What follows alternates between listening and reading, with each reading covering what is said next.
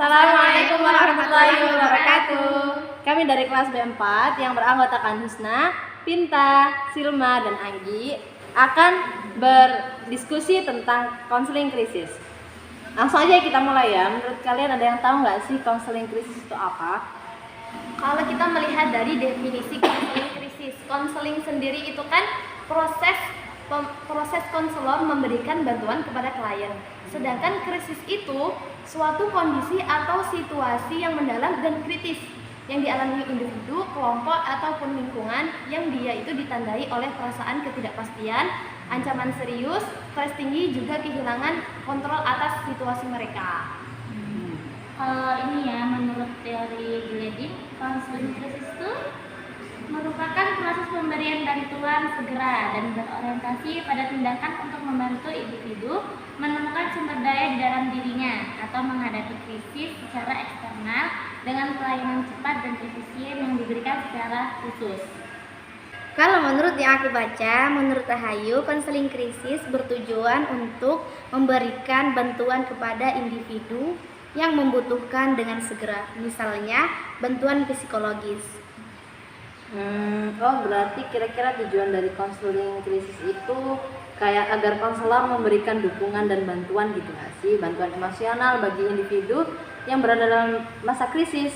Dan konseling krisis ini lebih langsung dan terfokus pada pemberian solusi yang akan membantu menyelesaikan krisis terlebih dahulu.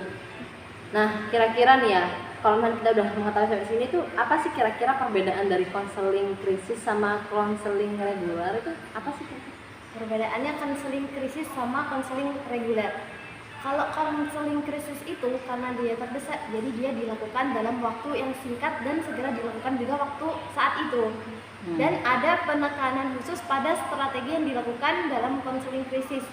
Kayak contohnya nanti guru BK atau konselor akan menyesuaikan teknik konseling krisis ini sesuai dengan jenis krisisnya atau usia konseli. Gitu.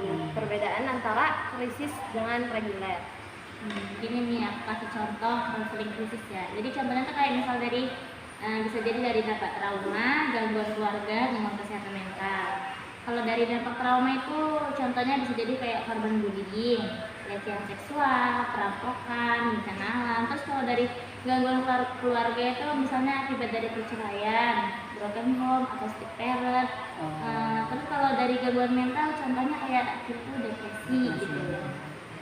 Jadi kan kita udah tahu nih kan contohnya kayak gitu. Jadi apa sih peran konselor itu di waktu ini situasi-situasi khusus gini? Jadi untuk peran konselor dalam situasi krisis, guru BK sangat penting untuk memberikan pendampingan kepada siswa, dan guru BK juga menjadi sangat diperlukan untuk membantu bimbingan konseling di sekolah. Guru BK atau konselor juga diharapkan mampu mendukung guru, orang tua, dan anak-anak sendiri selama periode krisis. Jadi untuk itu semua, guru BK yang menangani konseling krisis itu harus profesional karena memiliki tugas, tanggung jawab, dan wewenang dalam bimbingan konseling terhadap siswa. Jadi kita bisa menarik kesimpulan bahwa konseling krisis ini bentuknya konseling yang lebih langsung gitu kan, secara langsung gitu, terus fokus pada solusi, terus juga berjangka pendek. Berarti kayak emang namanya dari judulnya aja dia konseling krisis ya, berarti harus segera ditindaklanjuti untuk segera mendapatkan solusi dan jawaban, sehingga juga konseling ini dia yang berada dalam masa-masa krisis itu bisa segera tertangani gitu oleh kita konselor untuk segera membantu menyelesaikan masalahnya dia gitu. Mungkin cukup sampai situ aja ya diskusi kita tentang konseling krisis hari ini. Semoga apa yang kita diskusikan hari ini bisa bermanfaat untuk kita di kemudian hari. Cukup dari sini kita bisa tutup dengan bacaan hamdalah. Amin. Astagfirullahaladzim. Subhanakallahumma bihamdika asyhadu an la ilaha illa anta. Oke, itu dari kita. Sekian. Wassalamualaikum warahmatullahi wabarakatuh.